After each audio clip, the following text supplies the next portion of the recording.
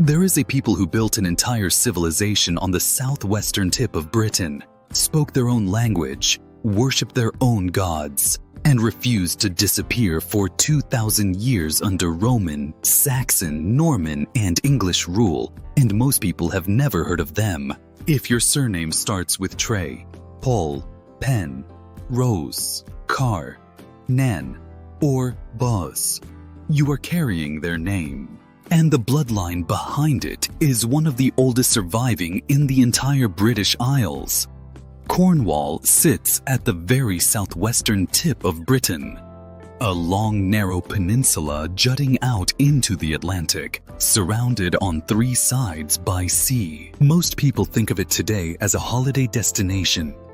Cream teas, surfing, dramatic cliff tops. What most people don't realize is that Cornwall was, for centuries, essentially a separate country. Literally, the people of Cornwall were not English. They were Britons, the ancient Celtic people who inhabited the British Isles long before the Romans arrived, long before the Anglo-Saxons came, long before England even existed as a concept. When the Romans invaded Britain in 43 CE, they encountered a Celtic-speaking population spread across the entire island. The Cornish were the southwestern branch of that population, closely related to the Welsh and the Bretons of northwestern France, sharing language roots that stretched back thousands of years before Latin was ever spoken on British soil. When the Anglo-Saxons began expanding westward across Britain, after the Roman withdrawal in the 5th century, they pushed the Celtic Britons steadily toward the margins, into Wales, into Cumbria, and into Cornwall. The Cornish held their ground longer than almost anyone. They kept their language, Cornish, a Brythonic Celtic tongue closely related to Welsh and Breton, alive for over 1,000 years after Anglo-Saxon England had absorbed most of the rest of the island. That stubbornness is written into every Cornish surname that survives today. To understand a Cornish surname, you need to understand the Cornish language. And the good news is you don't need to learn it. You just need to know a handful of words. Because Cornish surnames were not invented the way English surnames were. They were not based on what job your ancestor did, or what they looked like, or what their father's name was. Cornish surnames were based almost entirely on where your ancestor lived, specifically what their farm, valley, homestead, or piece of land was called, and those place names were built from a small set of Cornish words that appear over and over again in surnames across Cornwall today.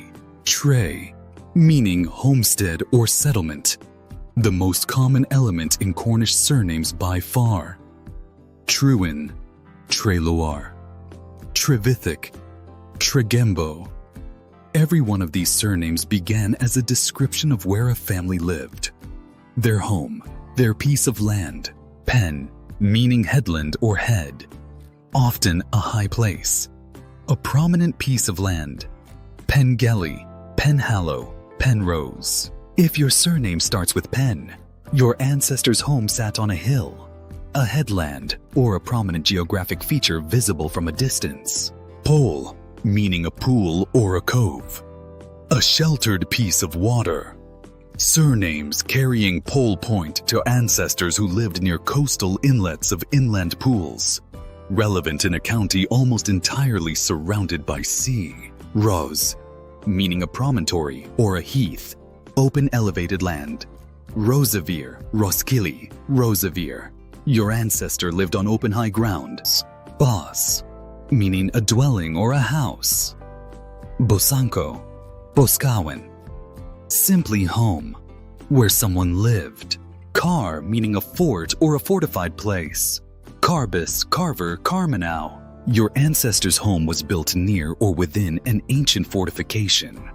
A reminder that Cornwall's landscape is scattered with Iron Age hill forts and defensive earthworks going back thousands of years before the surnames themselves were created. Every Cornish surname built from these elements is a compressed description of a specific piece of Cornish landscape that your ancestor called home. Often a landscape that still exists, still carries the same name, and can still be visited today.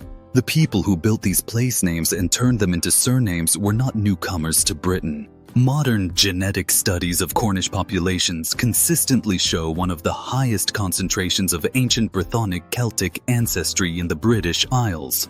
Genetic markers pointing to a population that was in southwestern Britain before the Roman invasion, before the Iron Age Celtic migrations from continental Europe, and in some cases before the Bronze Age population movements that reshaped most of the rest of the island. The Cornish carry measurably higher levels of Western hunter-gatherer ancestry than most English populations. The genetic signature of the people who inhabited Britain after the last ice age, moving up from Iberian refugia along the Atlantic coast 10,000 years ago. That ancient Atlantic coastal ancestry concentrated in the far southwest of Britain because the sea on three sides of Cornwall created natural geographic isolation that slowed the genetic dilution that came with every subsequent wave of migration arriving from the east and north. They also carry significant levels of what geneticists call insular Celtic ancestry.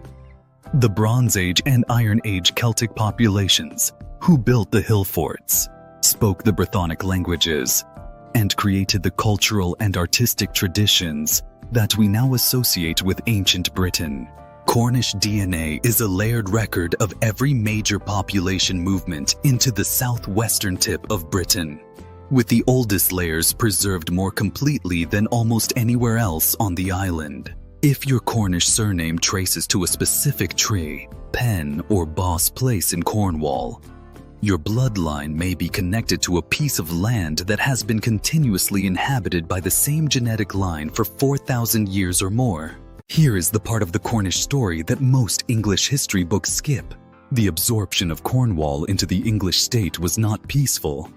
It was contested, resisted, and at several points violently suppressed. And the tools of suppression included a deliberate effort to erase the Cornish language and the identity it carried. In 1549, the English government imposed the new Book of Common Prayer, written entirely in English, on a Cornish population that still spoke Cornish as their primary language. The Cornish rebelled.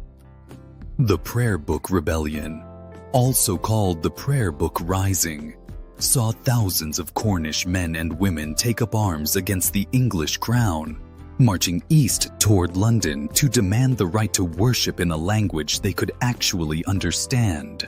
Their petition to the king stated, with devastating simplicity, that the new English prayer book was but a Christmas game to them, meaningless syllables in a language that was not theirs. The rebellion was crushed. Between 2,000 and 4,000 Cornish people were killed, a devastating proportion of the total Cornish population at the time. Their leaders were executed, and the process of English cultural absorption accelerated. The Cornish language survived the rebellion, but never fully recovered the institutional support it needed. By the late 17th century, it had retreated to the westernmost tip of the peninsula. The last native speaker of traditional Cornish, Dolly Pentreath of Mousehole, died in 1777. The language the Cornish surnames had been built from went silent with her. But the surnames themselves survived, carried by the descendants of the people who had refused to disappear, into a world that had done its best to make them. Cornwall's other great export, alongside its tin and copper, was its people. The collapse of the Cornish mining industry in the 19th century triggered one of the most dramatic emigration events in British regional history.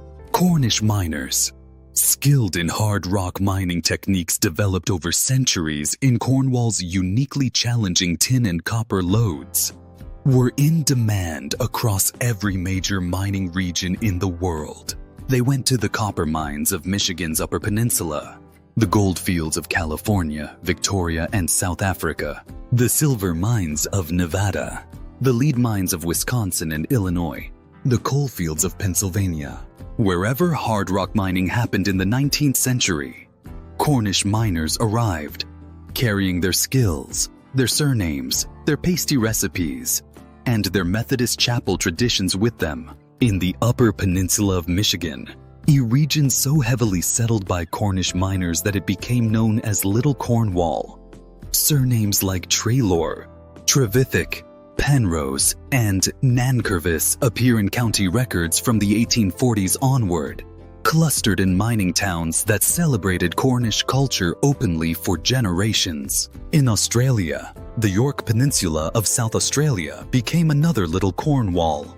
Copper mines staffed almost entirely by Cornish migrants, whose surname distribution in that region today reads like a map of Cornwall's own parish records. If your Tray, Penn, or Boss surname appears in American, Australian, or South African records in the mid to late 19th century, your ancestor was almost certainly a Cornish miner who carried one of the world's most specialized skill sets to a foreign continent. If you carry a Cornish surname, you are carrying the name of Britain's most forgotten people, a Celtic civilization that held its language, its identity, and its land against every force that tried to take them, Roman, Saxon, Norman, and English, for over 2,000 years. Subscribe. See ya.